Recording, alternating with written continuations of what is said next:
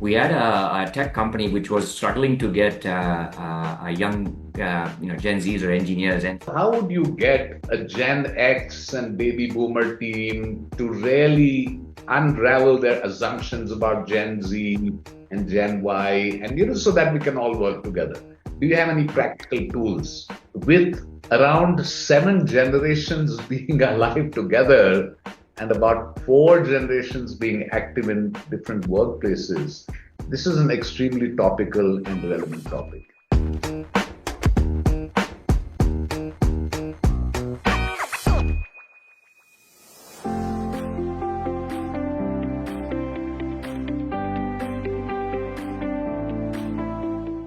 Namaste and a hearty welcome to this podcast on unscripted leadership. This is a podcast series started by Pragati Leadership, where we believe that leadership has the power to unfold capacity of people, to transform organizations, and to transform all of life.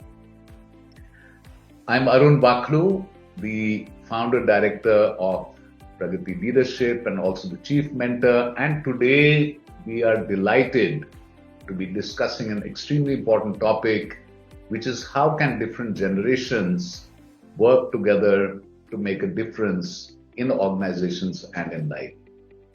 With around 7 generations being alive together and about 4 generations being active in different workplaces, this is an extremely topical and relevant topic. And we couldn't think of a better person to have this podcast with than Mr. Nikhil Rawal. Nikhil, it's an absolute pleasure to have you with us today on this podcast. We're looking forward to a very interesting time. Let me tell you a bit more about Nikhil. So Nikhil is a global thought leader. He's an expert in leadership, an expert in organizational change, and also in the entire piece on Gen Z. He has written 2 books. One is called Target Gen Z, and his most recent book, which is called Generational Fusion. Nikhil is deeply committed to the idea that learning can and should uplift the societies that we serve. His podcast on working with Gen Z is amongst the top 5 in the genre in the world. So Nikhil, welcome, and delighted to have you with us. And incidentally, Nikhil is also a part of the experts of Pragati Leadership. So let me start by asking you, how did you get interested in this topic, Nikhil? Tell us a bit about the story. Sure. So it's a pleasure to be here, Arun. And, I didn't think I was much of a writer. I had 2 very good mentors in my corporate innings who always forced me to write. And I think with much push, I managed to write a few simple cases. And I found that it's extremely difficult. And I think I did the minimum and I forgot about it. In 2020, however, just before we all experienced COVID, I lost my father. And immediately after that, we all were sort of working from home, and we all know that how the world changed and how the workplace changed and all of that. And so just as we began the journey of COVID of 2-3 years, I could see the 2 Gen Z boys at home very, very closely, because schooling was happening from home, learning was happening from home. Yes. Everybody was doing everything from home. And I think the motivation to write a book came twofold. One was, of course, to do something in honor of my late parents. Mm-hmm. And while I thought about writing, I said, okay, what can I write which could be of some interest to everybody and to me as well? And therefore, I said, enough has been written on many, many topics of leadership, but what about the Gen Z generation? And I think the more I looked at, I found out that a fair number of books have been written on that generation. However, most of it was kind of in the Western context, and hardly any books were written from an Asian perspective or an Indian perspective. So I said, let's get into something which will be a learning experience for me as well. And so I did a fair bit of research to understand more. But primarily the book was written, almost in a way where I was looking back my 12-15 years of leadership consulting work. So that, okay, how do companies bring about young talent, manage them, motivate them, hold on to them, engage them? And so that's how the journey began. And from there, of course, came the podcast, and then came the second book. Wonderful. Thank you. Thank you for sharing that. Beautiful sentence that caught my attention in your book, the latest one, was that our work is changing, the workforce is changing, and also the workers are changing. And I think that captures beautifully what's happening to us all in this space of leadership. So I just wanted to ask you that given all this diversity of generations working, sometimes 4 generations working together, and everything changing, how do we leverage this diversity and create fusion where today there is friction?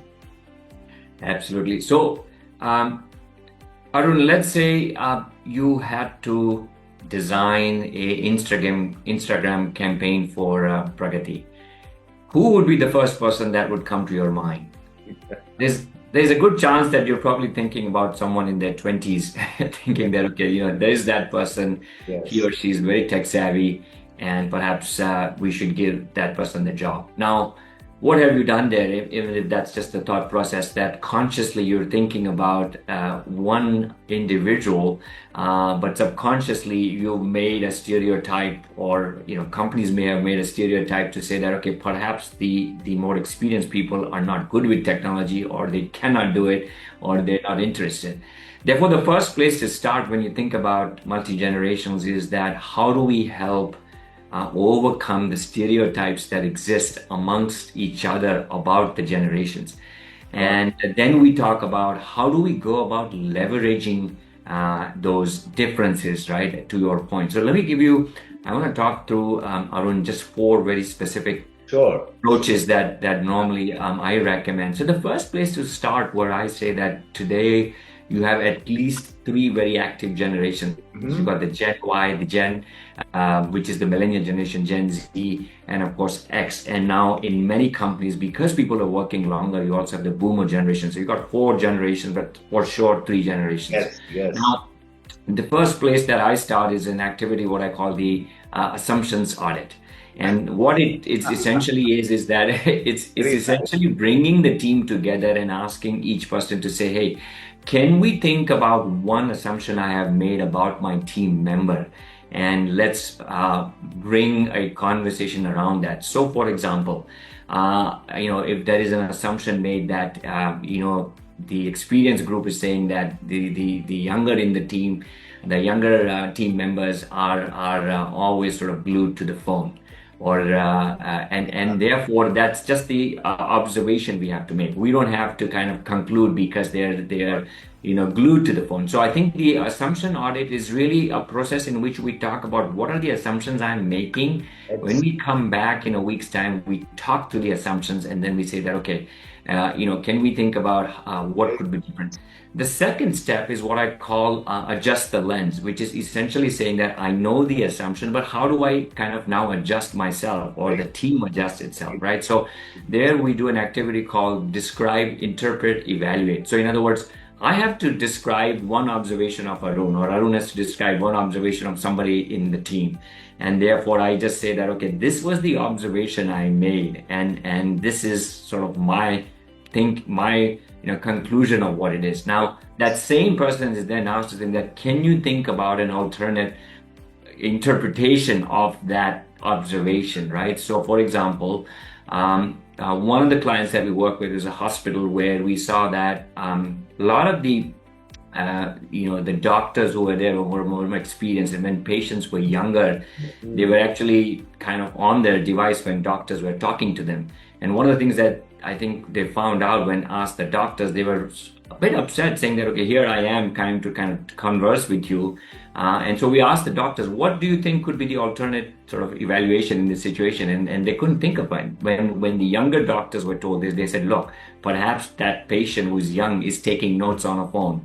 Or perhaps he or she is actually looking at they're actually looking at where is the nearest pharmacy. Yeah. So I think the second on that list is looking at how do we adjust the lens.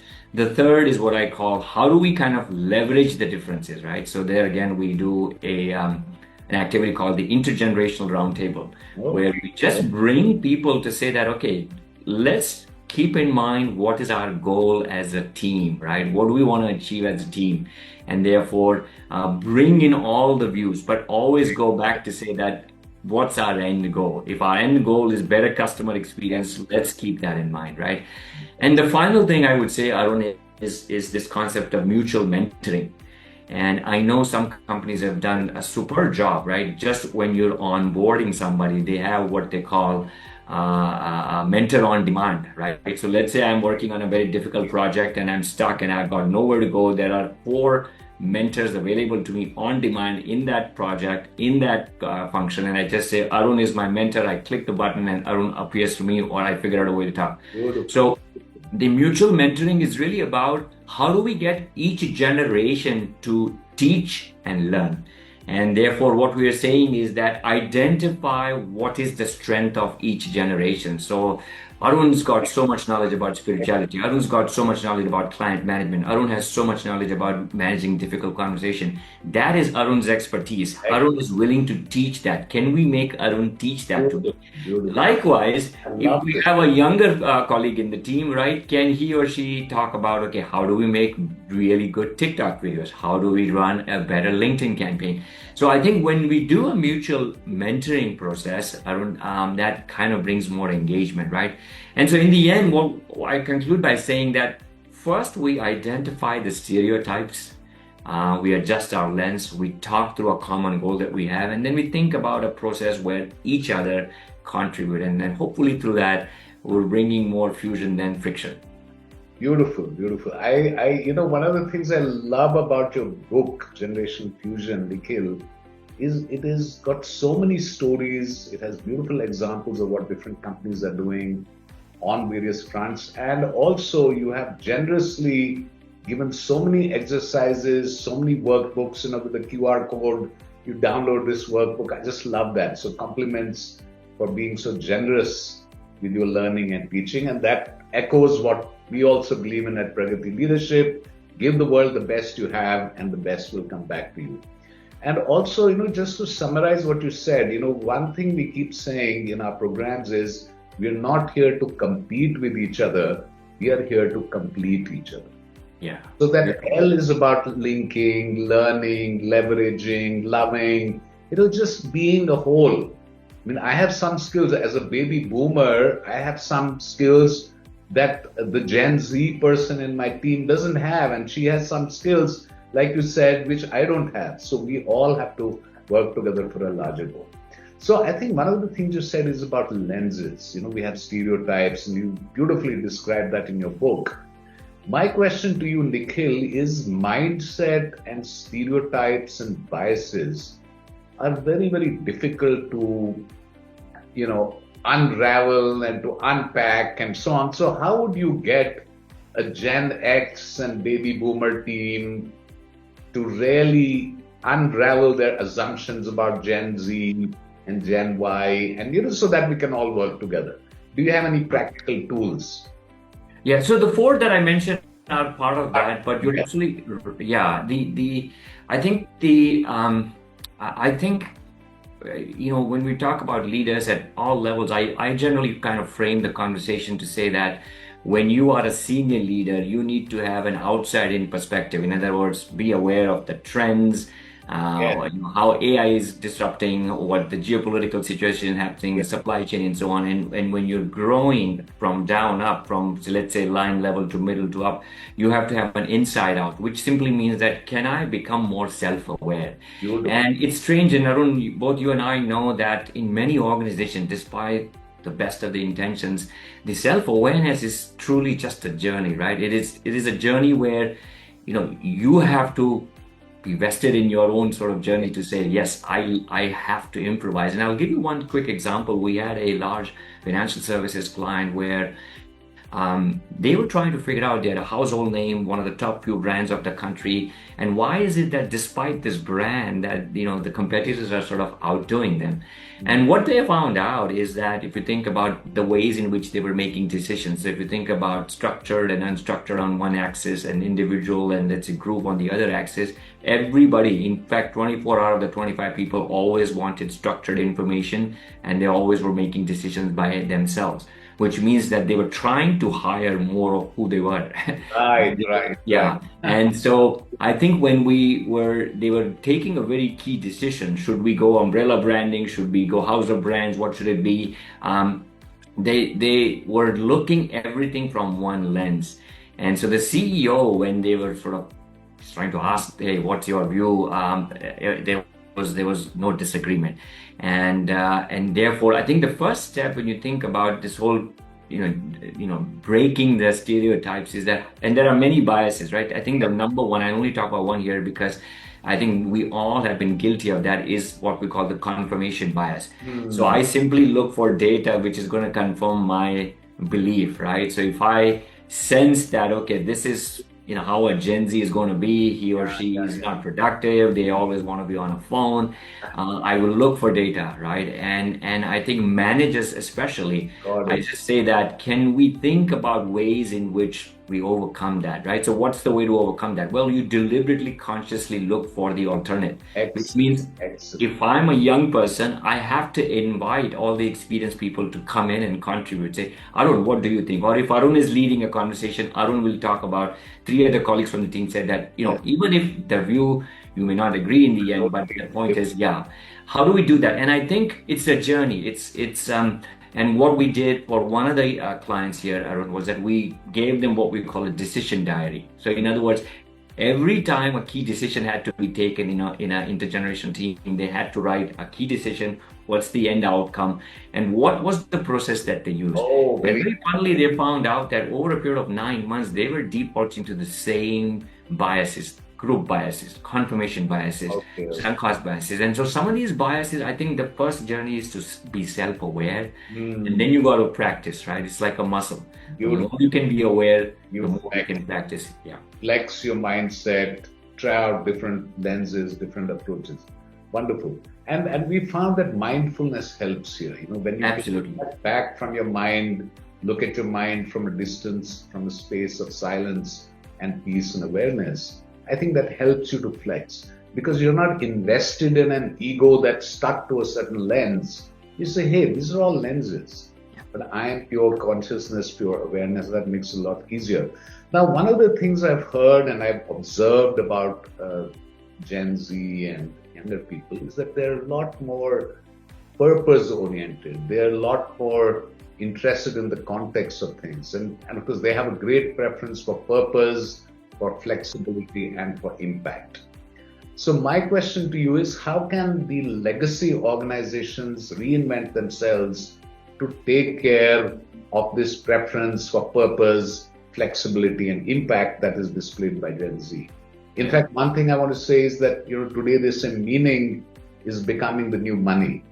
Yeah. People are more interested in the deeper why. I mean, this sometimes Gen Z might even ask you, what are the values of your company? What's your CSR budget? And things like that. So how do legacy organizations reinvent themselves? Yeah, absolutely. So Arun, I'll just say a quick short story first. I remember when I went to buy this iPhone, my son was accompanying me, and to me, I was very indifferent what color. In fact, I leaned on him to say what model, and he explained to me all the features. And in the end, when we were about to purchase it, he says, look, as long as you're buying, can I suggest you buy a pink color phone? And I said, sure. I said, but why are you saying it's pink color? And so he said, simply because every time you purchase a pink color phone, Apple takes parts of the proceeds and gives it to a charity. And he says that if you're spending 50 grand, you might as well do something good on the side, right? And so you're absolutely right. I think this generation, perhaps more than others, where are really passionate about what they're kind of contributing their work life to. And post-COVID, all of us are rethinking that now. A lot more, yes. Yeah, and I will suggest 4 or 5 sort of ways in which companies can look at this. Number one, can you redefine yourself as a purpose-led organization? So, for example, there's a company called Schneider Electric. Yes. And Schneider Electric is an old classic kind of a electricity company, but how about if they said that they are a climate tech company, and they've actually done that, just so every young person coming into the system is saying that, okay, well, we're kind of doing something to help sustainability, right? And there's a way for them to feel that we're part of something bigger rather than just coming to work for an energy company. Second is, I think you want to create a more, employer-friendly branding or modern branding, right? So I'll give you a story. Arun, we had a tech company which was struggling to get a young, Gen Zs or engineers, and so at some point they said that okay, we will go to Gen Zs themselves to find out what is required. And they said that, well, you're doing everything wrong, right? No Gen Z today has the bandwidth, the attention span to read a website and fill out a long form. So what they ended up doing is that the senior leaders of this company, the top 40 leaders of this company, created TikTok videos, 2 minute TikTok videos Oh, indicating why they should come work for that company. excellent. Furthermore, they said that, okay, if I'm posted in Pune, what can I do on a weekend in a Pune? Where can I go to eat, right? So they created these videos which said that, okay, if you work for our company in Pune, these are the hangout places, right? And then they created an app which basically says that, look, we want you, but it's quick. It'll take no more than 3 minutes to fill it out, and there you go. So first, can you make a purpose-oriented branding? Can you modernize your branding? And third, as we know from our work, that Daniel Pink, who is Yes, written and book, big. right? Daniel Pink talks about if you've got all the sort of explicit factors of a job, right? The salary, the title, the location, the benefits, right? That's one part of it. But in the end, what motivates someone? And there we talk about the AMPS, or the autonomy, mastery, purpose, and safety, Purpose. right? Yes, yes, Yeah. yes. I remember So that. the autonomy to me is a double-edged sword. A lot of times people say, hey, how can I let go when the person is not skilled? But I do think that's where the manager also needs to figure out how they can grow, to say, when can I let go? Can I let go sufficiently so that they're growing and the manager himself is growing? So I think autonomy is very important. We've seen, Arun, you've seen in your illustrious career, right? How many times have we heard stories where the company is paying someone so well, but if they have no decision-making power, Correct. how long are you going to sustain that? Absolutely. Yeah, Absolutely. and in today's workforce, the young person is going to quickly walk away. It doesn't matter what's the size of the Very, paycheck. very true. Yeah. And I think if there's one lesson that people have to really learn is there should be power with young people, not power over. Because one thing they detest is this hierarchical bossism and all that kind of stuff. But if there's inclusion, if there is a space for self-organizing, autonomy, they are absolutely marvelous. And Yeah. that brings me to the last question for today, which is linked to the policies of HR. What can HR do on two fronts? Number one is how can they make the organization more inclusive for such people, and what can they do about career progressions? Could you just talk about these two things, Nikhil? Sure. So you're correct. How do you cater to a workforce which is increasingly becoming diverse in their preferences and so on? And I'd say there are 3 or 4 some basic things. When you think about sort of as a structure, one is, of course, you want to be open and listen to as many of those segments that exist, demographic that exists, remembering that one size doesn't fit all. I think where the trend is going, Arun, is that companies are now designing what is relevant as per the stage of the life of the employee. So, for example, there are companies which kind of have designed something which says that, okay, you pick the perk that you feel is relevant to you. Beautiful. Which means that if I'm a Gen Z, perhaps I've just bought, a 2-bedroom apartment, and therefore I have an EMI. So maybe there's a loan repayment kind of a program that's there. If I'm a Gen Xer or a boomer, I'm probably thinking about ways to invest more for my retirement, or I'm thinking about how do I get senior care help in Western countries and so on, right? So I think one is, of course, to figure out how do we give benefits which are customized. Got it. Number two, as you spoke about the workplace changing, how can we become as flexible as our client work and our customers can allow Beautiful. Yeah. to accommodate that, right? And I'll tell you a story, Arun. This is way back, almost 25 years ago when I was in the US. I used to work for a brokerage company, and we experimented with a concept called 980. Essentially what it is that you finish 80 hours instead of the normal 10 days, the 5 plus 5, you finish it in 9 days. And so you get the 10th day off. So every other weekend is a long weekend. Oh. And would you believe that the moment they did that, the productivity just went up the roof, right? Everybody was so keen to finish everything that they wanted. Thursday evening, you're done and you got a long weekend. So I think, where do we go? What's the best thing? Should we do 5+0? Do we do 2+3, 4+1? And how do we help accommodate their situation? And it's not easy. So some companies have taken the view that if you're client facing, 100% in the office, if you can support, you can do it remotely. That's one. Third is, of course, customizing the ways in which you can learn, right? So the elder generation perhaps have more traditional way of leadership, that they want to go to a class, they want to go to an AMP, they want to go somewhere. But the Gen Z is saying, hey, let the AI even tell me what should I learn, right? And you got a digital path created for them. So they pick the learning, they pick the place, they pick the medium, and so on, right? And being transparent. Right. So I think these are some just very quickly, some things that companies can keep in mind when you think about, the benefits, the perks, and so on. And when you talk about career, similar thing, right? I think we're seeing that long gone are the days where you have the traditional career. I mean, you have the traditional career. Yeah, when I joined in the sales and I remain in sales for 40 years, right? More and more companies are going towards creating experiences, career lattices. Walmart, incidentally, just to give you an example, as something where they actually build their employees on skill-based jobs. So if you go into the Walmart system, doesn't matter if you like something, do you have the skills for that? So they just help you to say that, okay, I want to learn a little bit about, let's say, engineering. Okay, go take these 5 courses and go take that job, right? So that's where the trend is going, where you do more skill-based. And I think increasingly, where we have more and more people working longer, so the X and the boomer generation, right? How do we help them if you think about their runway? So there are companies who are, Pfizer is running a program called the Senior Intern. There are companies who are hiring people at the age of 50 and so on, and giving them flexible work schedules. So at the end of the day, how you bring up learning, the communication, some of these things, the more closely you're sort of having your ears and eyes to the ground, to your customer, to the employee, I think you can make good success. Wonderful. Very, very nice. And I love the examples you're giving. And I think, as I was listening to you, I was just imagining that a world that is served by AI, where we ride the dragon of AI, we use it to help craft and design our learning experiences, our career experiences. And of course, underscale it, undergird it with clarity about purpose, clarity about prosperity, people, and the planet.